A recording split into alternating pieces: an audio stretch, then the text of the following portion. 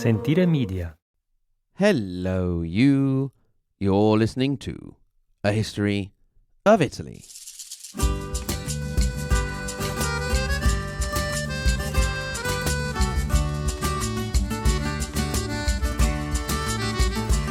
Episode 165.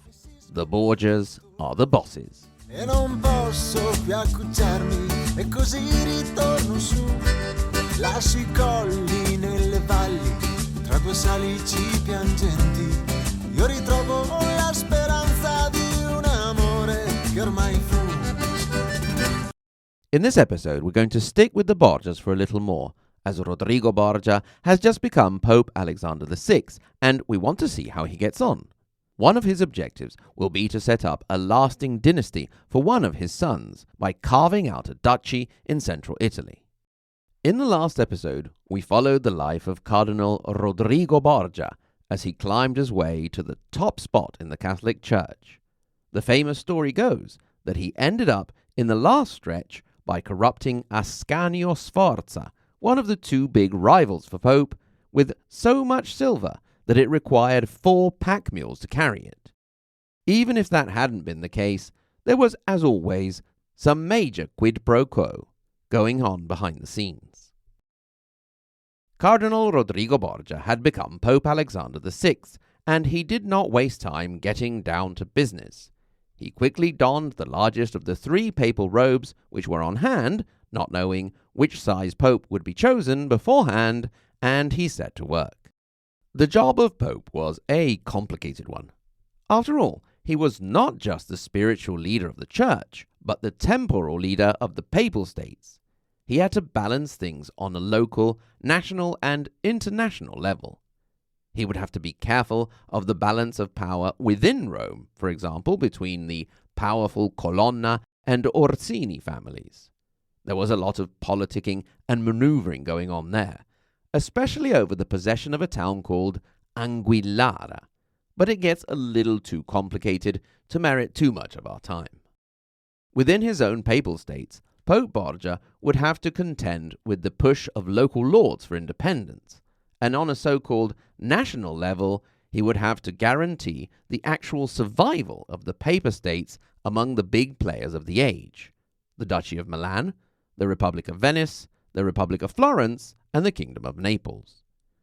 On an international level, the issue was to avoid stronger powers outside of Italy, such as France, Spain, and the Holy Roman Emperor, coming down and bossing everyone around, upsetting the delicate balance of power. The first order of business was to get Rome under control after the usual lawlessness that followed the death of a pope. Alexander did this by having any assassins, for example, hung over the ruins of their destroyed houses. He was not a gratuitously cruel man, however. He was actually patient and forgiving, for example, refusing to censor many of the pamphlets that were written against him. His staff loved him and even saved his life once in the summer of 1500 when the roof over the room he was in was hit by lightning and the ceiling fell on him.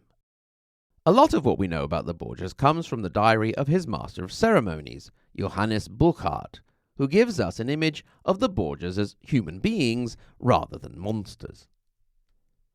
They were a loving and tight-knit family who often closed themselves up from the rest of the world and would speak to each other in Spanish, both things greatly contributing to the rumors spread by their detractors.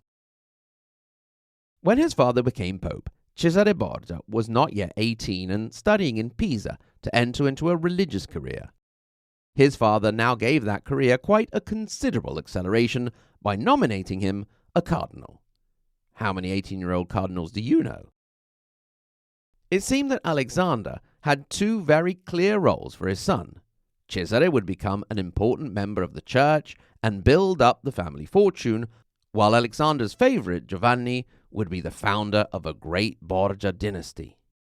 The only problem with this plan was that Cesare didn't like it at all, but he kept quiet. This was one of the characteristics of Cesare Borgia that helped create the family legend. It was always impossible, almost to the very end, to understand what he was thinking. He was a master at hiding his feelings. There were other two children, as we know, that the Pope had had from his favourite lover, Vannozza Catani. The youngest was Goffredo or Geoffrey or Geoffrey. He was 11 at the time of his father's election to Pope, which didn't stop Alexander using him in his political strategy by marrying him off to the illegitimate daughter of the heir to the throne of Naples, Alfonso, a 16-year-old girl by the name of Sancha. She was quite a character and knew how to enjoy herself. Rumour would have it that she enjoyed herself with her husband's older brothers quite a bit. Then there was Lucrezia, she who would spend a couple of centuries with the reputation of a depraved sexual predator who wore a poisoned ring and was an active partner in the Machiavellian scheming of her father and brothers. Then, starting in the 20th century, she turned into the innocent victim of said scheming, which was sort of true when she was young, but she would go on to become the Duchess of Ferrara, loved by her people, a competent administrator, and a keen businesswoman. For now, she was used to shore up the family ties with the Duchy of Milan, ruled by the Sforza, as you will remember. This was in part strategic planning and in part a thank you for Cardinal Ascanio Sforza and his support for the election of Pope Borgia. Lucrezia is cool, to the point that she has her own episode which you can go back and listen to, so we won't go far into her story again, but we'll take a general look. The Sforza chosen for the marriage match was the Count of Pesaro, Giovanni Sforza. Citing the bride's young age, the marriage was not immediately consummated with witnesses, as was the norm. To make a long story short, and to look into the future a little bit, the couple did not live happily ever after. Within 4 years, the Borgias' alliance with Milan was not looking so convenient. Lucrezia's husband had to be gotten rid of. Murder was a possibility floated by the Pope and his ambitious sons, but in the end they opted for a marriage annulment with Giovanni Sforza, valuing his life more than his reputation, accepted to publicly and officially declare that he was impotent and could not consummate the marriage. This despite the fact that he had had and would have children. It seems that it was he, in revenge, that started to spread the rumours of incest between Lucrezia and her brothers and even her father. This annulment occurred in 1497. We need to now head back to 1494, when, as we know, French King Charles VIII made his way down into Italy. When he finally made his way down to Rome, we saw that things looked a bit dire for the Borgias, but we also saw that in the end the Pope managed to reach an agreement, and the king wasn't too keen on making an enemy of the Pope anyway, so he went on his way. While in Rome, the French were a bit naughty, as occupying armies often are, but one particular group crossed the wrong people. They broke into a tavern, smashing up the place, taking what they wanted, and roughing up the woman who owned and ran the place. The woman was Vannozza Catani, mother of the Borgia children. As soon as he found out, Cesare Borgia went out looking for the soldiers, found them, and slaughtered every one. When the French army left Rome, Cesare was sent along as a hostage, and he then faded into the night and made his way back to Rome, leaving his baggage train full of what the French thought was treasure, but was actually full of worthless objects to make weight, except for the one wagon he had actually opened up to show them. What we didn't mention when we spoke of Charles's passage through Rome was that the Borgias sent along another rather illustrious hostage the French king had insisted on. This was Cesare Cem, or just Cem for short, the brother of the Turkish Sultan Bayezid II. Cem had been in the custody of the Pope since 1489, after having escaped from his homeland following his attempt at taking the throne from his older brother. Giovanni, the second son of Pope Borgia, had started quite the bromance with this important hostage and had even taken to dressing like him in oriental garb, something which added to the scandal around the Borgias. Why was Charles so keen to have Cem? Well, he didn't just want the kingdom of Naples for itself. In his dreams of glory, he saw himself leading a great crusade to free the Holy Land. Having a man who had rebelled against the Sultan and could be a possible rallying point for further rebellion could be very handy. Unfortunately for Charles and his well-laid plans, Gem happened to die in his custody. Now, it was not a rare event for a seemingly healthy young man to just pop his clogs like that, but there was a strong suspicion that he had been poisoned by his travel companion Cesare Borgia, who had been paid off by the victim's brother, the Sultan. Another possible murder on the Borgias' tab. With the French threat behind them, it was time for the Borgias to seek revenge against the Roman noble families who had sided with Charles against the Pope. The first were actually ex-allies of theirs, the Orsini. Giovanni Borgia was sent in 1496 to besiege their fortress, but the expedition met with disaster. The Borgias once again found themselves on the brink of extinction, harried by the Orsini and the remaining pockets of French troops. Alexander had to ask the Spanish for help, who sent up from Naples the commander Gonzalo de Cordoba, who succeeded in saving the family.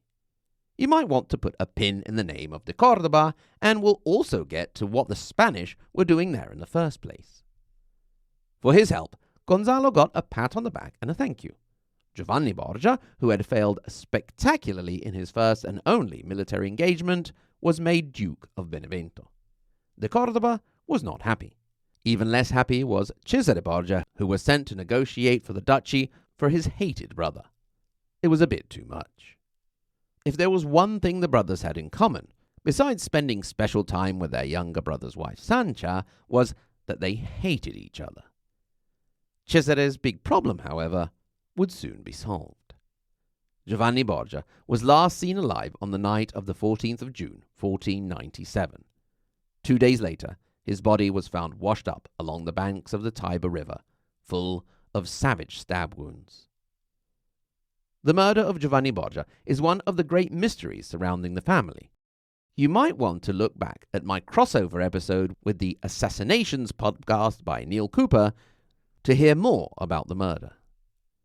For the moment, we'll leave a deeply grieving Borgia family, with Pope Alexander even thinking of repenting his ways and reforming the church, and Lucrezia devastated at the loss of her brother. Cesare, on the other hand, was finally free to take the place of his brother as the creator of a dynasty. The problem was that to create a power base of wealth and land from almost nothing in a crowded place like Italy, you had to make a lot of people unhappy. There was no middle ground. It would either be power and glory or disaster. Like the inscription on his sword said, for Cesare Borgia, it would be Caesar or nothing. Thank you very much for listening. Grazie mille. Thanks in particular to my wonderful Patreon supporters, starting with the first part of the Margherita Hack and Galileo Galilei level, and they are Alison H., Amanda D., Annie, Anthony G., Karsten, Catherine, Celane, Cindy M., DB, Dean V., Demetrio, Dennis, Dominique T., Emily B., Eric W., Elam, Federica R., Gabriel S., Greg, Gunnar, and Ignazio. And of course, we cannot forget the tippy-top Maria Montessori and Dante Alighieri level, Lisa K., Andrew M., Peter W., David L., Rinat, David C., J.W., Sen, David A., Karen D., Peter F., Helenka, Kaiser Bosch, Brigid, Dallas, and Joseph V. Of those, welcome aboard to our new entries: Joseph V., Elam, Space Punch, Brendan N., Dallas R., Joshua G., Daniel P., and Kyle D. Thank you, one and all. If, like the Patreon supporters, you'd like to have access to ad-free episodes and extra content, go to ahistoryofitaly.com to the support page and then click through to Patreon. Also, if you are so inclined, you're more than welcome to get in touch, ask questions, make considerations, or just say hello. And that is hello@ahistoryofitaly.com or any of the social media buttons you'll find on the contact page of the website. Once again, thank you very much for listening, and until next time, arrivederci.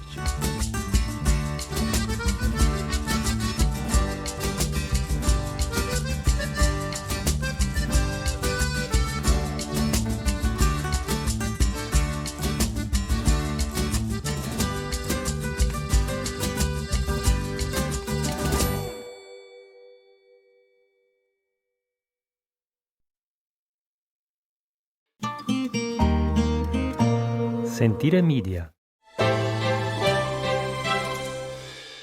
Hey, podcast producers and show hosts. Do you want to join a podcast network that celebrates all things Italian? At Sentire Media, we understand the allure of Italy and its unique culture. Our devoted team of hosts and producers are all driven by their shared passion for Italy. And we work tirelessly to create the best lifestyle podcasts and content that will whisk you away to the very heart of Italy. With us, you can savor the mouth-watering flavors, get lost in the stories from the past, break down the cultural barriers, and truly immerse yourself in the vibrant traditions of this intoxicating country. If you have a great podcast idea or are already in production and would like to join Sentire Media, head over to sentiremedia.com, that's SENTIRE media.com, and find out how to submit your show.